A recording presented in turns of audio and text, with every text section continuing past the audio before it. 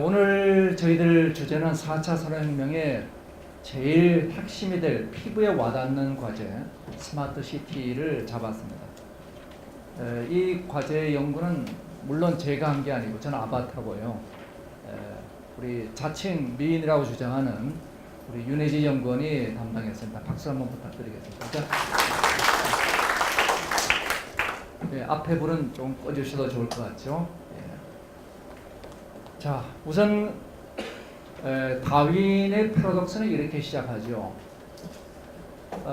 바다 생물의 4분의 1이 바다 공간의 0.1%에 살고 있다. 왜 이렇게 몰려 사냐? 그런데 우리 세계 인구도 마찬가지죠. 60%가 1% 도시에 살고 있습니다. 이 도시 인구가 이제 더 늘어나죠. 그래서 유엔이 얘기하는 것은 전 세계 도시 인구는 2050년이 되면은 3분의 2가, 지금은 절반인데 3분의 2가 도시에 살 것이고 선진국은 86%, 우리 대한민국도 이렇습니다. 그런데 문제가 많죠. 우리가 알다시피 교통체증의 문제, 이동 대란의 문제, 미세먼지 같은 환경의 문제, 도시 범죄의 문제. 그런데 어떻게 된 일인지 2010년 전후를 기해 가지고 급속도로 스마트 시티가 급증하고 있습니다. 인도의 100개 도시, 중국의 500개 도시. 근데 아주 이상한 게 이 시기가 유니콘 1조가 넘는 스타트업이 발생하는 시기와 그리고 전 세계 경제가 플랫폼 경제로 이전하는 시기하고 정확히 일치해 들어가고 있죠. 이게 우연일까요? 그렇지 않습니다. 이게 바로 4차 산업혁명이 스마트 시티의 새로운 시대를 시작하게 된 거죠. 전 세계 주요 국가들이 스페인이 2000년도 도시 재생으로부터 시작한 민관 중심의 유럽, 그리고 미국이 스마트 시티 이니셔티브에서 스마트 시티 챌린지에 이르기까지 민간 중심으로, 그리고 아시아에서는 일본이 신성장 동력, 그리고 인도가 2014년 스마트 시티 챌린지, 또 중국의 소위 지혜 성시 프로젝트, 이런 것들이 정부 주도로 이루어지고 있습니다. 자, 그러면 이런 스마트 시티를 전 세계적인 기관들이 당연히 등장하겠죠.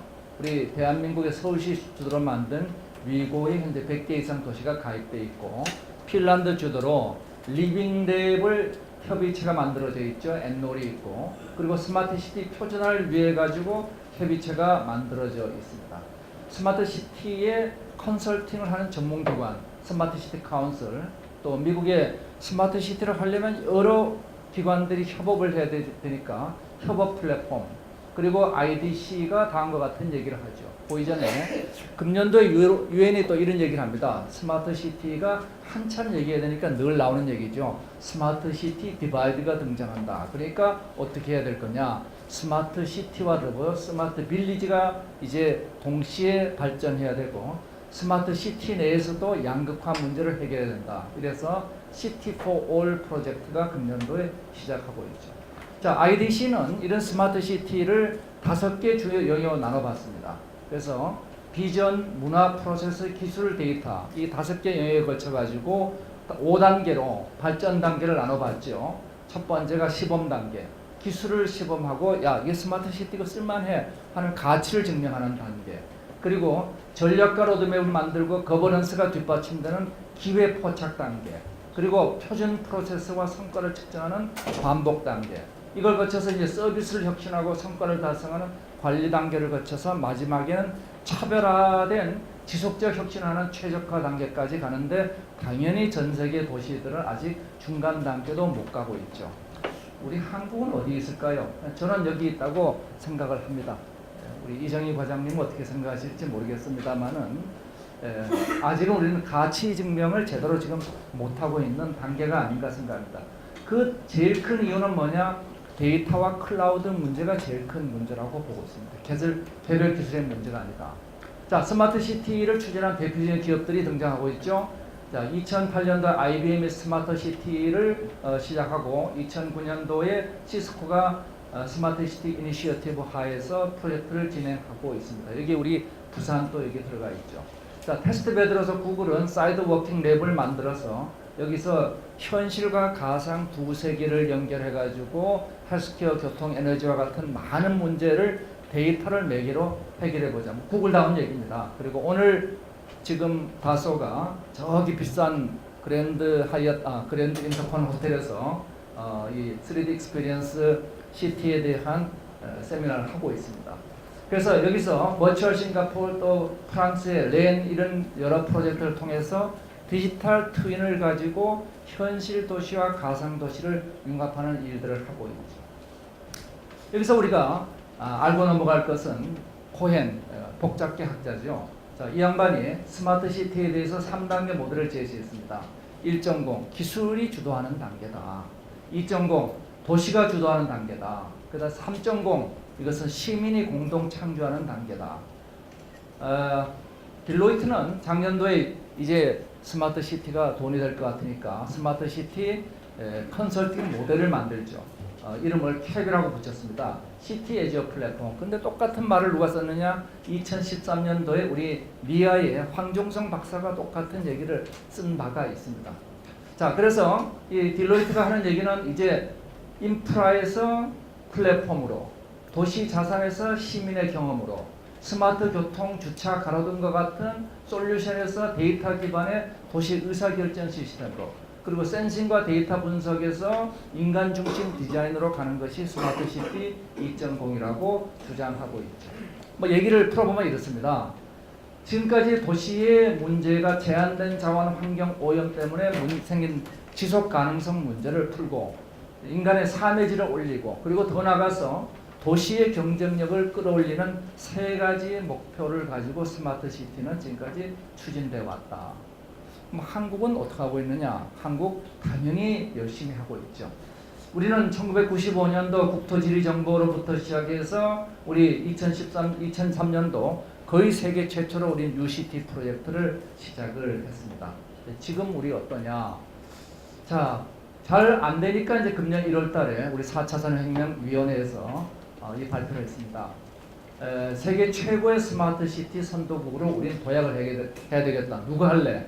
정부가 지원하고 시민이 참여하고 민간 창의사, 이건 기업가들이 하는 거죠. 이들이 뭘 하느냐? 새로운 기술과 솔루션을 가지고 새로운 도시 그리고 기존의 도시, 도시 재생 3대 분야에 걸쳐 가지고 문제를 풀어보자.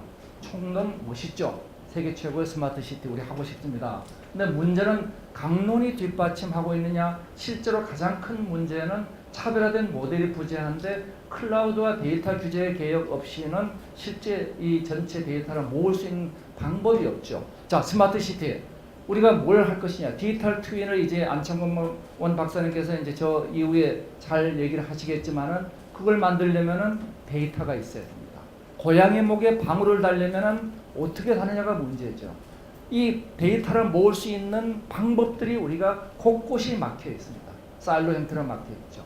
자, 그래서 지금 금년 상반기에 두 도시를 선정했죠. 세종시와 부산을 선정해서 여기서 새로운 시범도시, 새로운 도시를 구축하고 그리고 도시 재생 프로젝트와 기존 도시를 스마트화하는 프로젝트에 우리가 알고 있는 리빙랩, 도시 거버넌스 이런 문제를 모두 제시를 하고 있습니다. 우리 대한민국에서 지금 발표된 안은 그 얘기 자체를 보면 총론적으로 볼 때는 좋은 얘기들로 모여 있죠. 그렇지만 과연 그것이 구현 가능하냐? 이게 우리의 질문이 될 겁니다. 자, 그러면 이제 여기서부터 저희 캐리슨이 생각하는 바를 말씀을 드리겠습니다. 우선 스마트 시티가 무엇이냐 하는 개념인데 이 스마트 시티 개념 이렇게 많은 개념들이 있습니다. ITU가 얘기하는 거 보면은 스마트 시티 정의만 해도 100개가 넘는다. 그러니까 보는 각도에 따라서 다르죠. ICT 각도에서 보느냐, 인프라 서비스에서 보느냐, 환경 서스테너블 시티에서 보느냐, 거버넌스 관점에서 보느냐, 보는 관점마다 스마트 시티는 다 다릅니다. 그 안에 수많은 이해관계자들이 모여 있는 거니까 당연히 다른 거죠. 뭐 당연히 이상한 게 아니고 당연히 다를 겁니다. 자, 그러면은 이러한 문제에 대해서 미래학자들 이들은 어떤 얘기를 하고 있는가 보면은 도시의 승리를 쓴 에드워드 글레이저가 한 얘기죠. 도시의 경쟁력이 이젠 국가 경쟁력이다. 그래서 도시의 성공 방식이 사람, 연결, 기회, 돈인데 위대한 도시의 조건은 문제 해결 역량이니까 도시의 인위적 분산, 굉장히 중요한 얘기죠. 도시의 인위적 분산은 국가의 경쟁력을 하락시키는 일이다. 과연 우리는 이런 국가의 경쟁력을 하락시키는 일을 하고 있지 않은가? 하고 있다는 겁니다. 자, 그 다음에 지금 리처드 플로리다는 크리에이티브 클래스에서 이런 얘기를 하죠. 인재 유치가 미래 국가의 경쟁력인데 거기는 테크놀로지, 탤런트, 톨러런스 한국의 문제를 봤더니 테크놀로지 또 탤런트까지는 괜찮은데 톨러런스가 굉장히 큰 문제라는 결론을 가지고 있죠. 하여튼 우리는 인재를 유치하는 장소로서 이 스마트 시티가 역할을 해야 된다. 정리해보면 이런 거죠. 지금까지 도시는 우리가 어떻게 생각했느냐? 도시는 소비의 주체라고 생각을 했습니다. 생산은 누가 하느냐? 생산은 농촌이 생산을 하고 공장이 생산을 하고 도시는 소비를 한다. 그런데 진짜 그런가요? 이제는 아니죠. 농촌 3%가 되지가 않습니다. 그리고 산업 총생산에서 공장이 차지하는 비중이 이제는 대한민국이 높아서 30% 되고 전 세계적으로 20%대 이하로 떨어져 있죠. 그럼 어디서 생산이 이루어지는가? 도시가 생산을 하고 있습니다. 도시가 이제는 소비의 주체가 아니라 생산과 소비의 주체가 되어 있는 거죠. 자, 그러면 도시가 바로 국가의 경쟁력이죠. 자, 이런 관점에서 케이선의 스마트 시티 모델을 이렇게 제시합니다. 스마트 시티 4.0 진화 모델을 제시하죠. 이걸 가지고 저희들이 지금까지 전 세계 스마트 시티 정책의 4차 산업혁명하고 맞지 않는 미스매치되는 부분을 세 가지를 지적하고자 합니다. 하나가 문제 분석, 시장, 신기술입니다.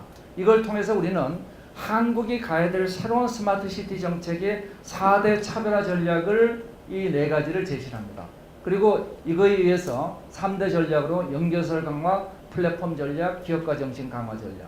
이걸 통해서 우리는 실천 모델로서 추진 전략의 기술 사회 모델, 스마트 시티의 모델을 어떻게 만들고 지금까지 이런 모델이 없었죠.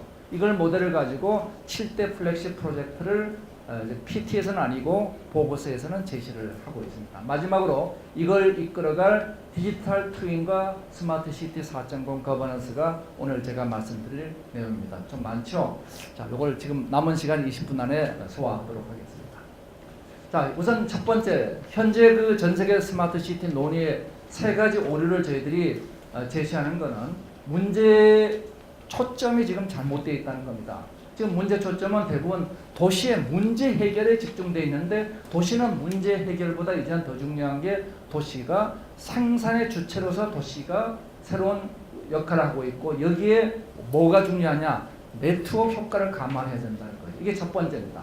자, 두 번째는 시장 자체인데 시장 규모에 대한 많은 오류들이 있습니다. 지금까지 스마트 시티를 어떤 리서치, 내비게이터 리서치 같은 데서는 600억 불, 2021년도입니다. 그 다음에 마켓 리서치에서는 2조, 그 다음에 프로스트 앤 설리반은 1조 7천억 그렇게 얘기를 하고 있습니다. 서로 다르죠. 근데 문제는 공급 시장은 보는 각도에 달라요. 새로운 우리가 시범 도시를 만든다 했을 때 전체 도시의 건설 비용은 스마트 시티 시장인가 아닌가 굉장히 어려운 문제가 됩니다. 자, 그래서 그렇게 따지지 말고 스마트 시티가 만드는 가치 창출을 시장으로 보자는 겁니다. 그러면 우리가 전체 도시가 차지하는 GDP의 비중이 맥킨지는 3분의 2가 될 것이라고 얘기합니다. 전 세계 GDP의 3분의 1을 600개 도시가 만들어낼 거다. 그러면 600개 도시의 생산성이 30%만 올라가면 그게 얼마가 되느냐? 200조 달러가 된다는 겁니다. 저는 스마트 시티는 앞으로 우리가 어떤 각도에서 봐야 되느냐? 개별 수많은 요소들을 어떻게 분석해서 시장을 보는 것이 아니라 그 스마트 시티 전체가 창출할 가치가 얼마가 될 것이냐 이게 중요하다는 거죠. 세 번째 문제는 신기술 문제입니다. 개별 기술 문제가 아니고 이제는 플랫폼 생태계 관점에서 문제를 봐야 된다. 그래서 이 스마트 시티 정책의 거대 차별화 담론을 우리가 이제는 얘기를 해야 되고 이 스마트 시티 정책의 거대 차별화 담론 속에서 수행 전략이 나와야 되겠다는 거죠. 저희 케이슨이 자주 쓰는 그림이죠. 4차 산업혁명은 1, 2차 산업혁명이 만든 오프라인의 물질의 세계와 3차 산업혁명이 만든 온라인의 정보의 세계가 융합하는 혁명이다. 자, 이 융합을 통해서 우리는 집, 건물, 기후, 환경 이와 같은 스마트 시티의 수많은 문제들을 현실과 가상을 융합해서 디지털 트랜스폼으로 현실을 가상으로 애널로그 트랜스폼으로 가상을 현실로 융합해서 문제를 푼다. 자, 그러면은 제가 인간을 위한 현실과 가상의 융합이라고 4차 산업혁명을 정의했고 미래 스마트 시티는 시민을 위한 현실 도시와 가상 도시의 융합. 그러면 요 가운데 뭐가 들어가느냐? 안 박사님께서 이따 설명하실 디지털 트윈이 들어가게 되는 거죠. 자, 그러면은 이러한 스마트 시티가 어떻게 진화해 왔는가 보면은 3차 산업혁명을 제가 1단계, 2단계, PC 단계, 온라인 플랫폼 단계로 나눴습니다. 이 PC 단계에서는 온라인 세계는 없었습니다. 거의 없었습니다. 그런데 온라인 플랫폼이 만들어지면서 이제 5% 정도의 경제 규모를 가진 온라인 세계가 만들어졌죠. 정보가 통신이 이루어졌습니다. 우리가 이것을 스마트 시티 1.0, 2.0이라고 그냥 제가 이름을 붙였습니다. 4차 산업혁명이 시작되면서 이제는 정보가 공유되는 것이 아니라 정보 세계와 물질 세계가 합쳐지면서 정보와 물질이 공유되기 시작합니다. 정보와 더불어 물건이 공유되기 시작하죠. 소위 온라인과 오프라인 연결한 O2O 플랫폼이 등장하면서 이걸 이끌어가는 기술이 인공지능과 애널로그 트랜스폼이 이끌어가죠. 여기서 우리가 당연히 두 개가 뭉쳐지는 이 부분을 연결할 디지털 트윈이 스마트 시티의 중심 기술로 등장하게 됩니다. 현실 도시와 가상 도시를 연결하고 있어야 되겠죠. 자, 그런데 이러한 진행 단계에 두 가지 문제가 발생하죠. 하나가 현실과 가상이 융합하는 데서 우리는 거래는 가상에서 하고 물건은 현실에서 봤는데 안 맞으면 어떻게 해요? 정보와 실물의 불일치 문제가 생깁니다. 첫 번째 문제죠. 두 번째 문제는 이 플랫폼 규모가 온라인 플랫폼이 5%에 비해서 이게 50%까지 커지게 될 거다. 그 거대한 권력을 플랫폼 사업자한테 다 맡길 수 있느냐? 이 플랫폼 사업자의 권력 집중 문제가 생깁니다. 이 두 가지 문제를 풀기 위해서 자기 조직화하는 스마트 시티 4.0이 블록체인 플랫폼을 바탕으로 새롭게 등장하기 시작하죠. 자, 그러면은 이러한 스마트 시티의 우리 진화 단계를 놓고 한국은 어디 있느냐? 이게 역시 클라우드와 데이터의 규제 때문에 우리는 지금 여기 머무를 수밖에 없는 구조다. 우리는 지금 혁신도시에 수많은 우리 기관들이 가 있고 우리 세종시의 행복도시에 우리 공공기관들이 들어가 있지만 거기서 쓸 수 있는 클라우드 서비스가 거의 없습니다. 그래서 서울 와 있는 우리 장 차관님하고 뭘 가지고 소통할 것이냐? 옛날에 카톡까지 하다가 문제가 되니까 이제는 바로톡이라고 있는데 바로톡은 파일 저장도 없고 할 때마다 로그인 해야 되고 도저히 쓸 수가 없습니다. 자, 그러면 지금까지 도시 성장의 한계를 이렇게 봤죠. 편익은 이렇게 증가하는데 직선적으로 증가하는데 일정 규모를 넘어가면 이 문제가 네트워크 효과를 만들게 되죠. 그래서 성장의 한계가 있다고 보고 이 비용을 줄이기 위해서 ICT 기술 가지고 도시의 비용을 줄이는 데 집중해 왔습니다. 이제는 뭘 해야 되느냐? 도시의 편익을 플랫폼의 네트워크 효과로 올리는 일을 해야 되겠다. 그래서 플랫폼 액션 플랜들을 만들어 보면은 1단계에서는 뭐가 되느냐? 편익이 비용이 증가되는데 1단계에서는 지금 여기서 도시 분산을 할 수밖에 없고 일정 규모 이상이 되면 비용이 급증하니까 이 지금까지 스마트 시티의 기본 생각들은 시범 도시를 만들고 새로운 도시를 만들고 혁신 도시를 만들고 그런데 이와 같이 편익이 직선적으로 증가하는 사운드 법칙에 대해서 3차 산업혁명이 생기면서 정보가 융합되기 시작합니다. 정보가 융합되니까 어떻게 되느냐? 도시의 창조성이 증가되죠. 그거를 얘기한 게 에드워드 글레이저나 리차드 플로리다가 한 얘기입니다. 실제로 제프리 웨스트 산타페 연구소에서 해보면은 이 네트워크 효과에 의한 증가 현상이 명확히 보이기 시작하죠. 자, 그러면은 이 온라인의 연결성 증가로 3차 산업혁명의 1단계에서는 뭐가 증가하느냐? 정보, 창조성이 증가합니다. 2단계에서는 뭐가 되느냐? 이제는 현실과 정보와 물질까지 이제는 소위 연결 플랫폼화 되기 시작합니다. 여기서 O2O 플랫폼에서 비용은 급속 감소하게 되고 편익이 급속 증가하게 됩니다. 어떤 결과가 되느냐? 이제 온라인과 오프라인 연결된 도시는 한계가 사라지기 시작했습니다. 메가 스마트 시티가 등장하기 시작했다. 이제는 스마트 시티는 클수록 좋다는 겁니다. 자, 클수록 좋게 만드는 게 우리의 목표가 되죠. 그래서 비용보다 편익이 규모 증가해서 빨리 증가하는 스마트 시티를 만들자 하는 게 우리 스마트 시티 전략의 핵심이 돼야 되겠다. 자, 그러면 이러한 단계를 뒷받침한 게 뭐냐면은 이 인터넷과 플랫폼들의 발달이 이것을 뒷받침하고 있었죠. 플랫폼 얘기 안 나올 수 없습니다. 플랫폼. 공항 플랫폼이죠. 그래서 수많은 항공사가 하나의 공항에서 수많은 사람들을 실어 나르고 있습니다. 여기에는 공항 비행기 직원과 같은 컴포넌트 A, B, C가 있고 그리고 예매 절차, 탑승수석과 같은 이런 룰이 있습니다. 그래서 이와 같은 컴포넌트와 룰을 여러 사람들이 공유를 할 수 있게 되죠. 자, 이렇게 이 인수분해를 통해서 우리는 뭘 얻었느냐? X를 3번 쓸 걸 한 번 쓰게 됐으니까 비용을 줄였고 또 DEF라는 새로운 항공선이 쉽게 만들어질 수 있으니까 혁신이 증가됩니다. 플랫폼을 통해서 새로운 혁신의 가치가 증가되고 코스트가 절감되죠. 자, 이런 플랫폼 효과를 통해서 이 만들어지는 플랫폼의 가치는 플랫폼의 크기, 얼마나 많은 사용자들이 들어와 있느냐. 자, 그래서 이 플랫폼은 사용자 크기. 그렇지만 그 사용자 숫자만 가지고 결정되지는 않습니다. 사용자들이 얼마큼 끈끈하게 결합되어 있느냐. 그래서 연결성. 세 번째, 그 서드 파티가 얼마나 많이 여기 가세하고 있느냐.